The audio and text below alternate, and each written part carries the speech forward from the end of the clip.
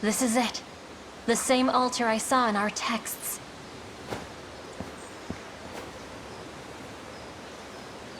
The ring, Elaine.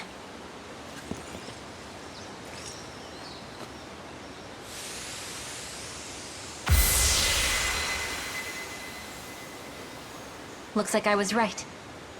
What do I do next? Come back here with the person you've chosen for the rite.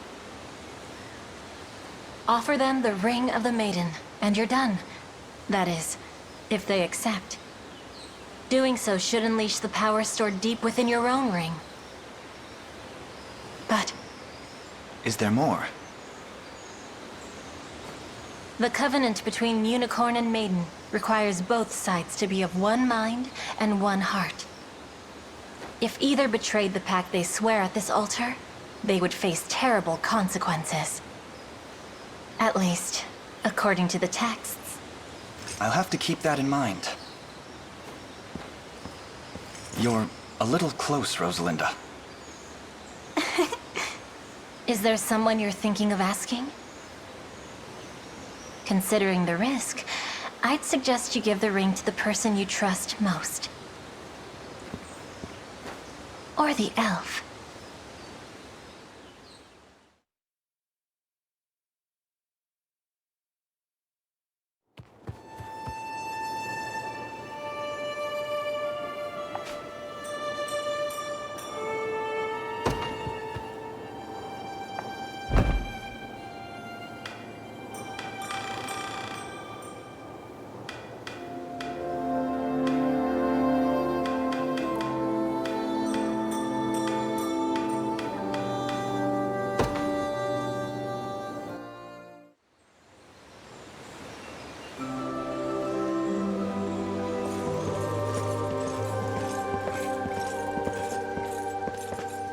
No thanks.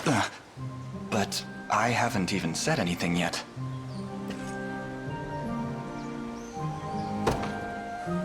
I'd like you to have the Ring of the Maiden. I knew it. And, yeah. Not interested. Why not? I've heard the stories from Rosalinda. Breaking this oath comes at a heavy cost. And there's no guarantee I won't turn on you. Or you on me.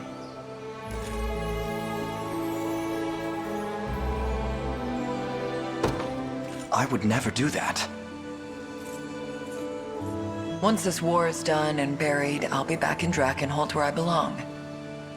And you know what my people think of Cornea.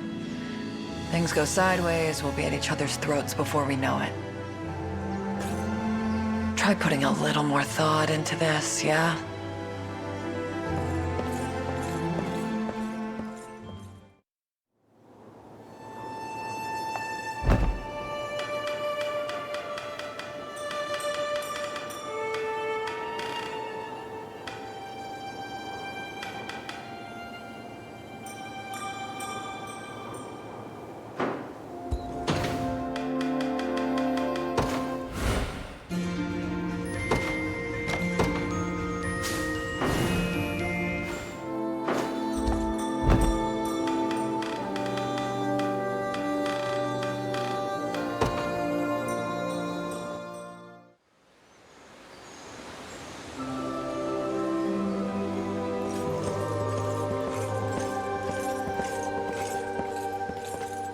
No thanks.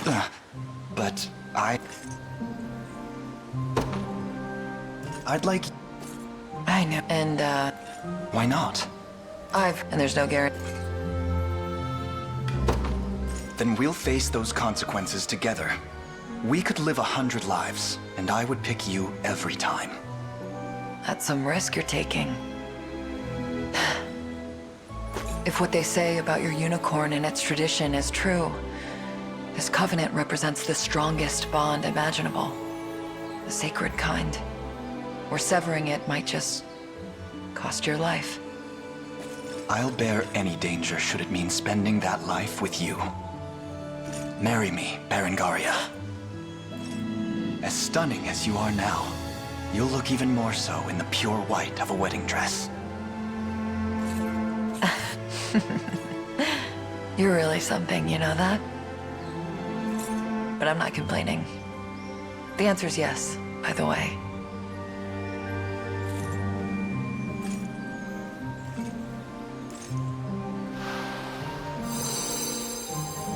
I love you, now and always. And I hope you're ready to put up with me for the rest of your life. Your laughter, your tears, your pain. I'm here for all of it.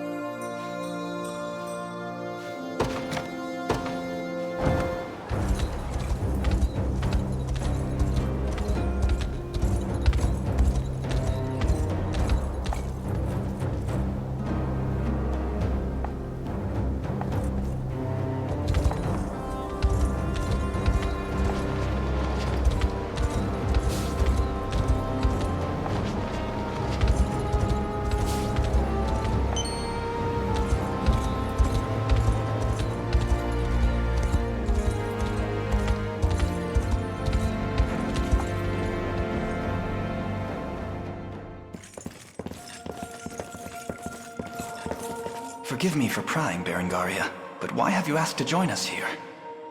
Baltro, I want to know more about the man who thinks he can tamper with other people's minds. I have a few other questions for this sage of yours, too. I'll start by offering a prayer to the sanctuary.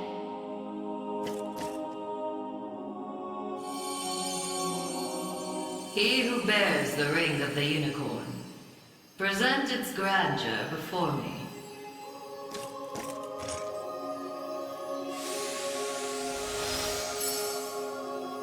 Excellent.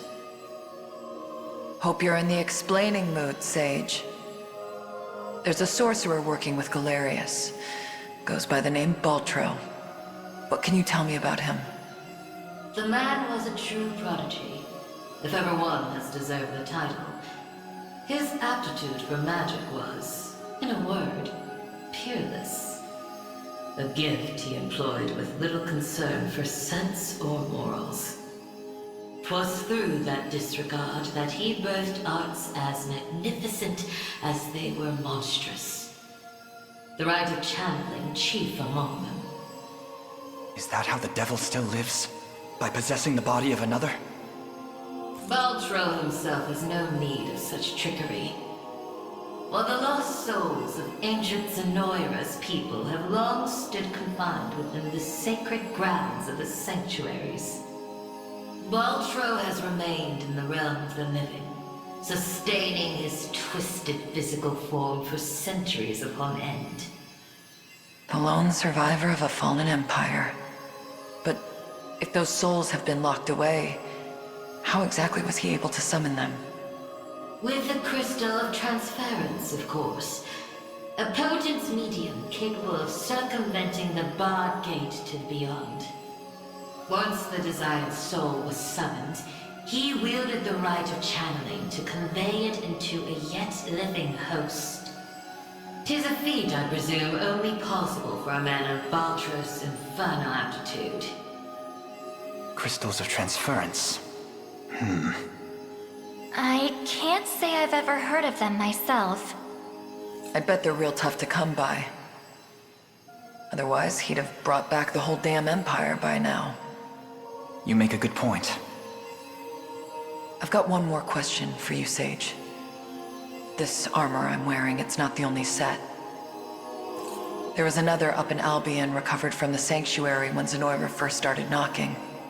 Way I hear, it was the Pontifex who found it, gave it to a guy named Nigel not long after. So, I was wondering, this place have any old gear you're looking to part ways with?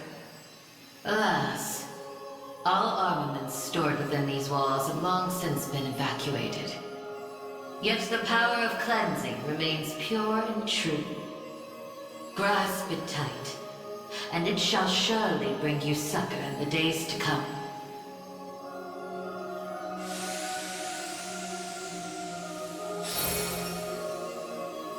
Your will is mine own, righteous Prince of Cornea. The ring's gotten stronger, Elaine. I can feel it. Ringbearer, the sanctuaries of Fefrith further seek your call. Deliver your presence unto each in turn, that we may aid you when the fated time arrives.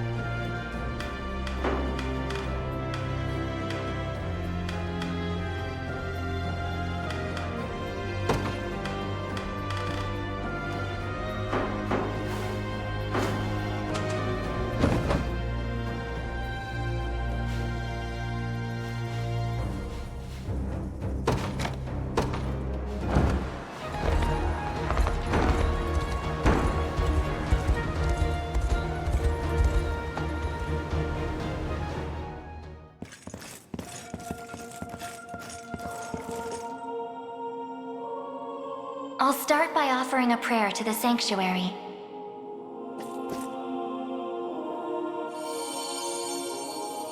He who bears the ring of the unicorn, present its grandeur before me.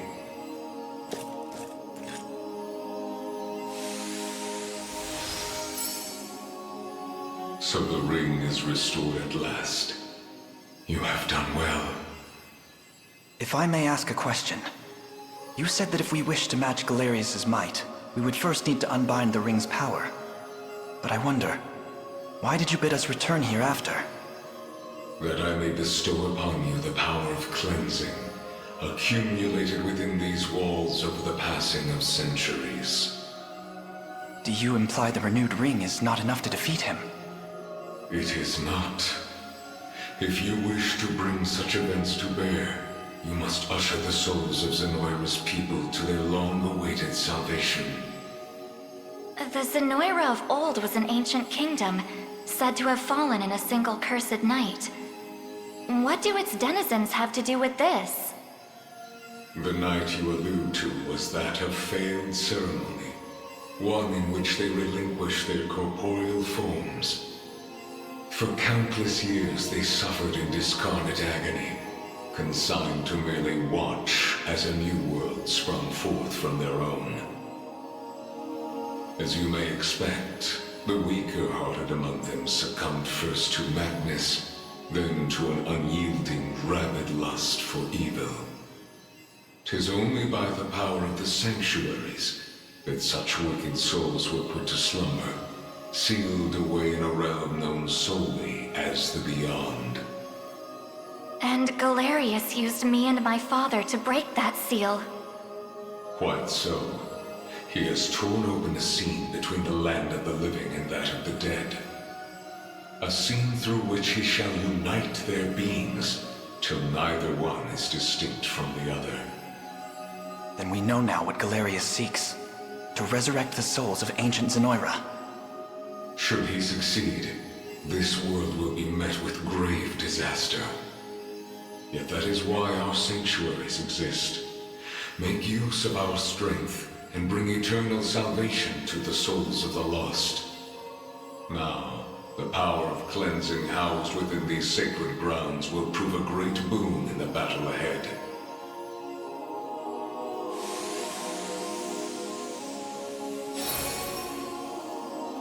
Your will is mine own, righteous Prince of Cornea. The ring's gotten stronger, Elaine. I can feel it. Ringbearer, the sanctuaries of Fevrith further seek your call.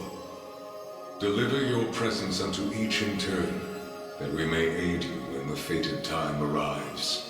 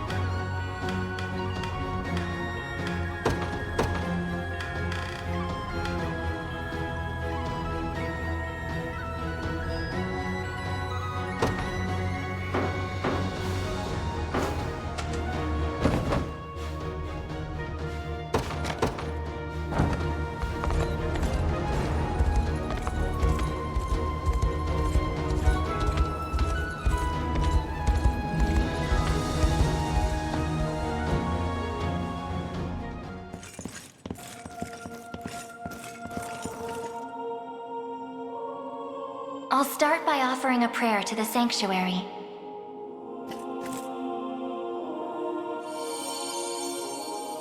He who bears the ring of the unicorn, present its grandeur before me.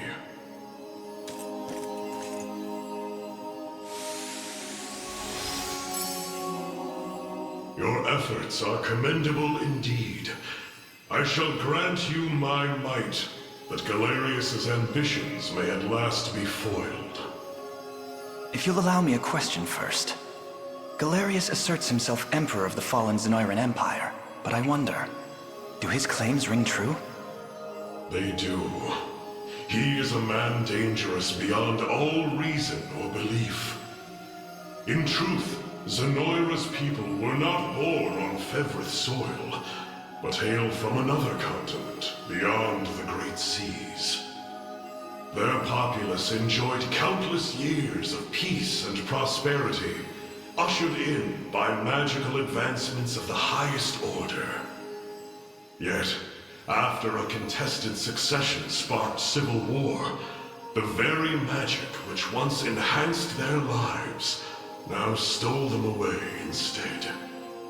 And by the day Galerius emerged victorious, Zenoira was naught but barren wastes, inhabited chiefly by the corpses of the damned. Faced with such cold conclusion, most would have considered him a king absent a kingdom. Yet Galerius would not be denied his reign. Mustering what few pitiful subjects remained in the realm of the living, he set off to seize a new shore as his own, Fevrith. Then the ancient Zenoira we're familiar with was actually an invading army from a far-off continent. The modest fiefdoms which dotted Fevrith could but thrash and flail beneath Galerius's insurmountable might. Only Elheim, shielded by the boughs of the divine Erelda, was spared utter decimation. If that same conqueror now blights our lands as well, can we assume General Valmor was possessed by his soul? I don't believe we can. An energy so ineffably evil likely derives from something else entirely. How do you mean? Were he merely revived through the rite of channeling, slaying the host would banish his soul back to the frigid gates of the beyond. Yet, to judge by the monstrous aura surrounding him, I fear the task far too great for such crude methodology. No matter the truth of it, Galerius must be stopped. And the power of cleansing housed within these walls shall hearten that pursuit. 'Tis yours, should you but accept it.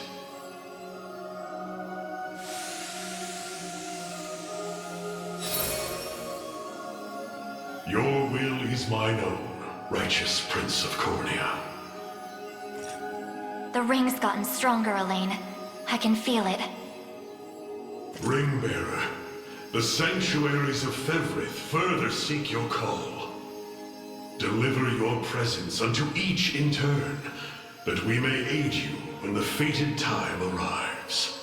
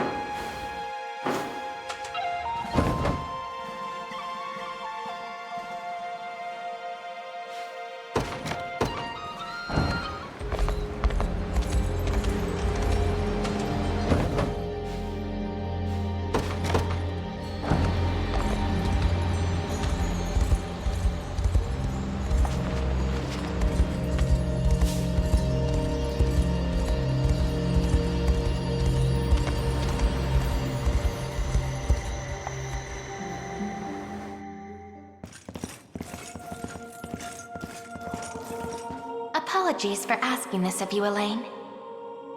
It's merely that I'd like to make an inquiry regarding the nature of these sanctuaries.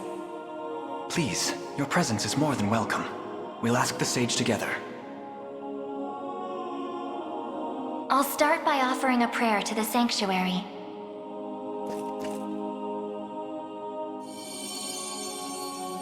He who bears the ring of the unicorn, present its grandeur before me.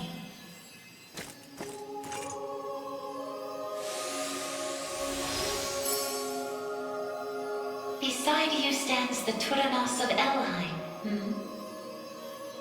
The ring of the unicorn would remain ever bound were it not for you.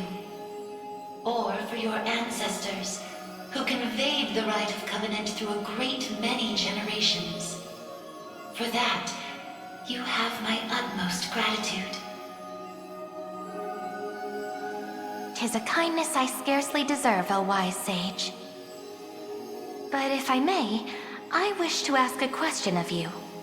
For what purpose were these sanctuaries constructed? To house errant, wandering souls, those of the fallen Zenoiran Empire. Yet that raises another question still. How is it that Zenoira met with ruin? 'Twas an act of hubris immeasurable.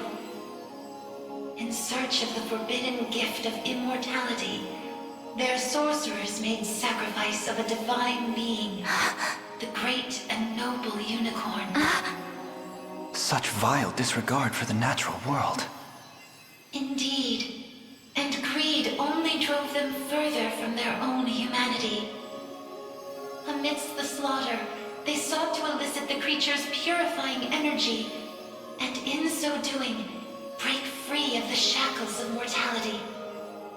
Yet the cleansing fires of the unicorn glow impossibly bright, violent in their rejection of vice and villainy.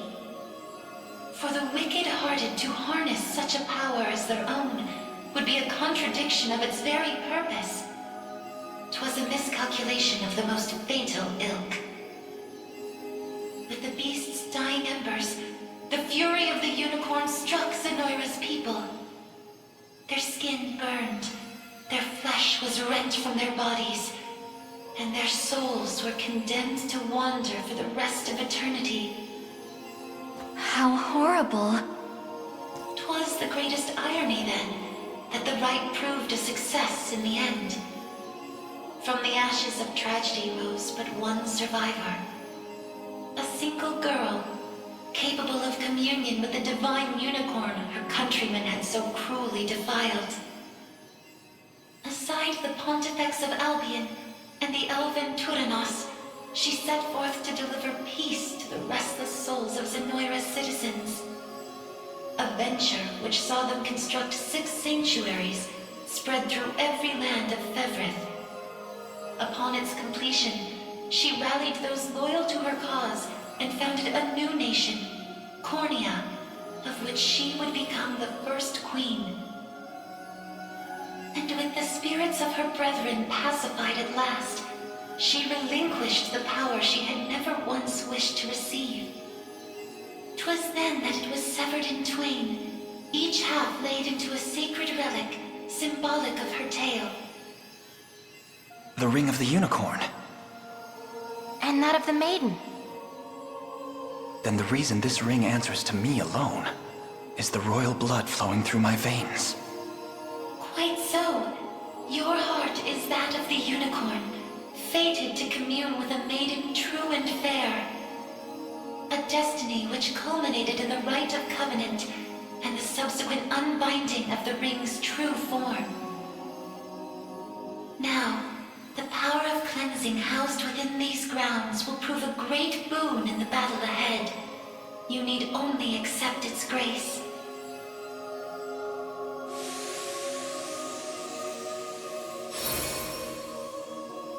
Your will is mine own, righteous Prince of Cornea. The ring's gotten stronger, Elaine. I can feel it. Ringbearer, the sanctuaries of Fevrith further seek your call. Deliver your presence unto each in turn, that we may aid you when the fated time arrives.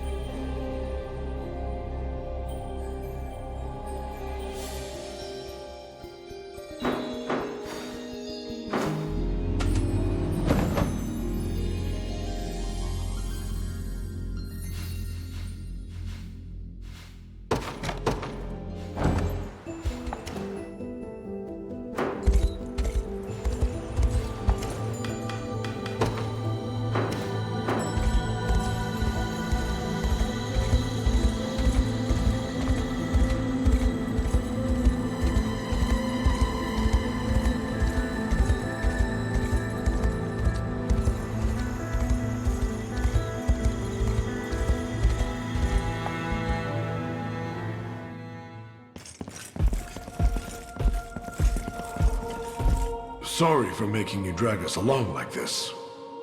Please, there's nothing to apologize for. I take it you have a question to ask. We want to see if this sage knows anything about the blue. It's the only reason we even got in here, so... I'll start by offering a prayer to the sanctuary.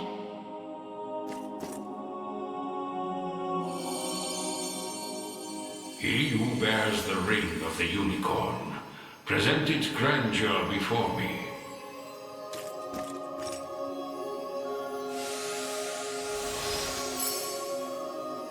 You've accomplished much, Ring-bearer. 'Tis no easy feat crossing a nation bound in the harshest of winters. I don't mean to interrupt, wise sage, but I was wondering if you could answer something for us. What exactly is the Bastorius Blue? You refer to the azure stone on your person, yes? It is magic made crystal, cultivated by the elves of yore. Long ago, when their kind still called Bastorius home. There were elves here? That era too saw Zenoira's reign encroach upon every region of Fevrith. The elves to the south, secure behind Ervelda's veil, espoused neutrality and insulated themselves in the forests of Elheim. Yet those in Bastorius did not possess such luxury. Instead, they forged a powerful crystal capable of transforming their bodies into those of colossal beasts. Astrals. But they could turn themselves back, right? Such a technique did exist, yes. Though, unfortunately, it has long been lost to the passage of time. Should have guessed as much. Still, Zenoira must have had some reason for wanting the stone so bad. Even though they didn't use their mind control to try and get it. I suspect you allude to the rite of channeling. As I understand it, Bestral physiology is far too distinct to house a human soul, making the rite a futile venture. In its place, they likely sought the crystal for its similar mastery over the hearts of your race. All in the grand hopes of bridling the same strength they failed to overcome so many years prior. Some story this thing's got. Now, we lack the time for further conversation. Allow me to imbue your ring with the power of cleansing. Use it well, and bring an end to Galerius's cruel ambitions.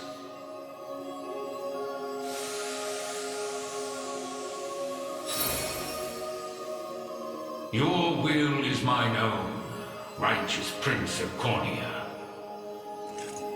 The ring's gotten stronger, Elaine. I can feel it.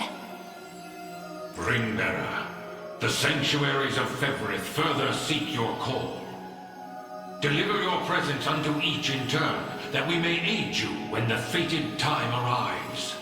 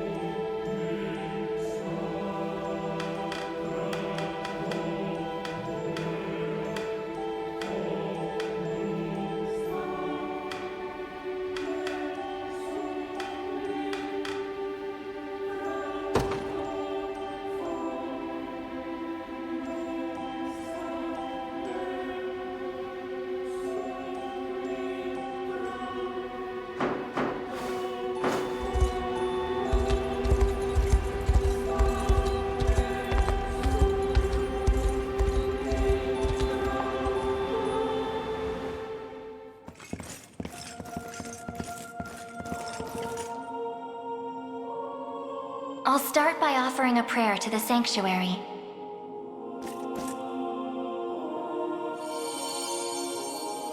He who bears the ring of the unicorn, present its grandeur before me.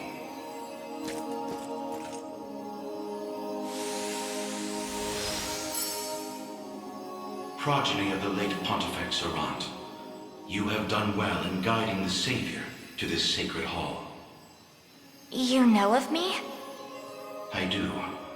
Your father, under compulsion of Baltro's magic, destroyed the seal sheltered upon these grounds. A regrettable fate indeed.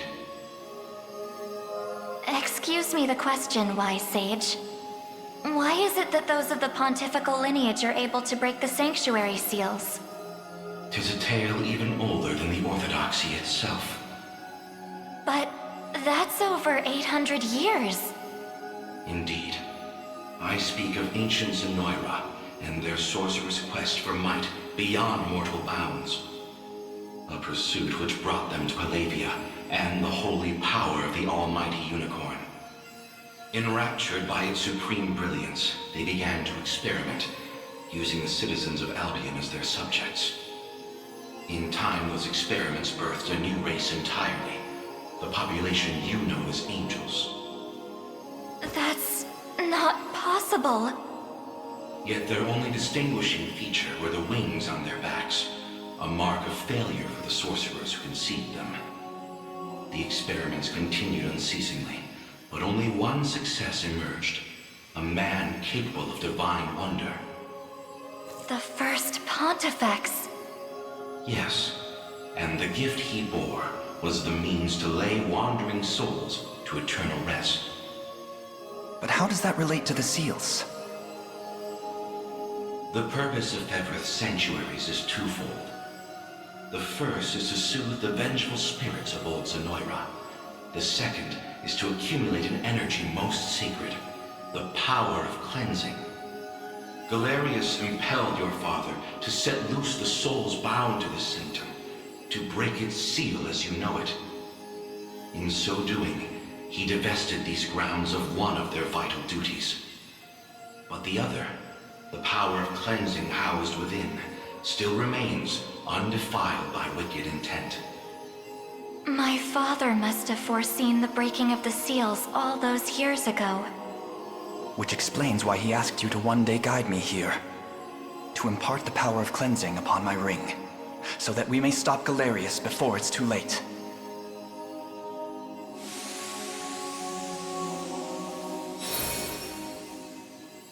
Your will is mine own, righteous Prince of Cornea. The ring's gotten stronger, Elaine.